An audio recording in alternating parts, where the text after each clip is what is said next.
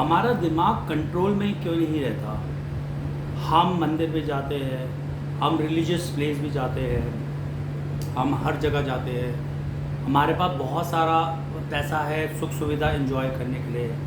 हम सिंगापुर भी घुमाते हैं, यूएस भी घुमाते हैं, मर्सिडीज भी ले लेते हैं, पर फिर भी हमारा दिमाग को शांति नहीं मिलती है, बहुत ज़्यादा उछलता है और हमें समझ नहीं आता दिमाग को कैसे कंट्रोल करें।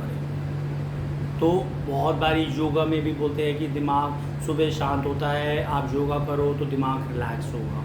तो दिमाग रिलैक्स होता है 1 घंटा 2 घंटा, फिर आपका दिमाग रिलैक्स होना बंद कर जाता है और आपको फिर दिक्कत आने लग जाती है।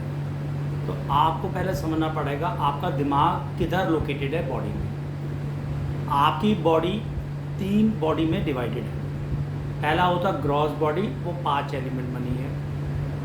दूसरी होती है सोल, जिससे बॉडी आपकी चलती है, जो एनर्जी प्रोवाइड करती है पूरी बॉडी में, वो 3 एलिमेंट से बनी हुई है। और एक सर्टल बॉडी होती है जो 3 एलिमेंट से बनी है, जिसमें माइंड एक की एलिमेंट है। जो माइंड होता है वो एक छोटे बच्चे की तरह होता है। तो माइंड आपको उछलता रहेगा, उछलता रहेगा, उछलता रहेगा, और ज़्यादातर माइंड आपको नेगेटिव चीज़ों को फोर्स करेगा सोचने के लिए कि ऐसा हो जाएगा, वैसा हो जाएगा, ये हो जाएगा, वो हो जाएगा। ऐसा लगता है कि सारी बर्बादी आप पर ही होगी। माइंड के साथ आपका अटैच होता है इंटेलिजेंट, जिसे कहते हैं ब्रेन।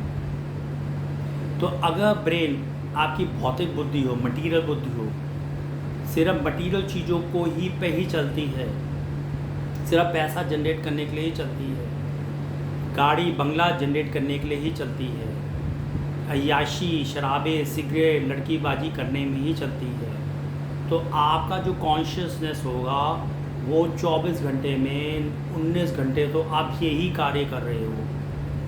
तो आपका माइंड कैसे शांत होगा।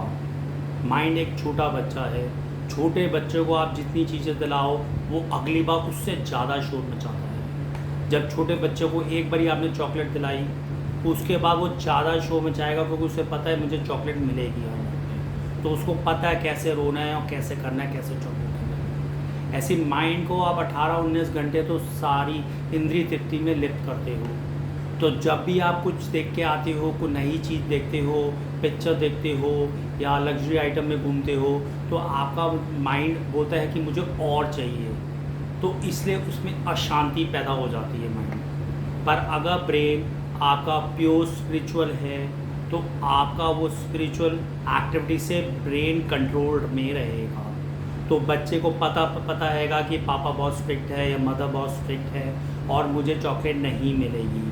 जो बेसिक चीज़ें हैं, जो बेसिक नीड है वो ही मिलेगी। तो ऐसी माइंड को जब स्पिरिचुअली कंट्रोल होता है तो माइंड को पता होता है कि मुझे सिर्फ बेसिक चीज़ें ही मिलेगी। तो माइंड पूरे 19 घंटे नहीं उछलता, बिल्कुल कंट्रोल में रहता है माइंड। अब ये दोनों के बीच में एक सुपर सोल होता है, वो आपके विष्णु हैं, जो आपके ये हार्ट के पास लोकेट होते हैं। अगर सुपर सोल आपका उल्टे है, उल्टा लोटस है, तो एक्टिवेट नहीं है।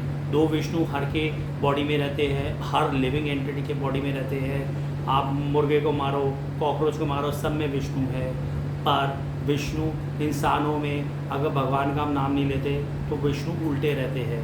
तो जैसी विष्णु सीधे हो जाते हैं तो आपकी जो बुद्धि है वो भौतिक बुद्धि से स्पिरिचुअल बुद्धि हो जाती है, और जैसी स्पिरिचुअल बुद्धि हो जाती है वैसी आपका माइंड एक कंट्रोल में रहता है, और वो एक बच्चे की तरह है और उसे पता है कि मुझे ये चीज़ें नहीं मिलेंगी। पर अगर बुद्धि मटीरियल बुद्धि है, सुख सुविधाओं में ढूंढती है, तो बुद्धि माइंड जो है वो बार बार आपको वो करेगा कि मुझे ये चीज़ें दिलाओ, वो चीज़ें दिलाओ, ये चीज़ें दिलाओ। फॉर एग्ज़ाम्पल हम लोग एसी में बैठते हैं, जैसे ही हम धूप में जाते हैं हमें बेचैनी हो जाती है, क्योंकि हमारा जो बुद्धि है वो इस तरीके से डेवलप नहीं है कि मेरे माइंड को कंट्रोल करे।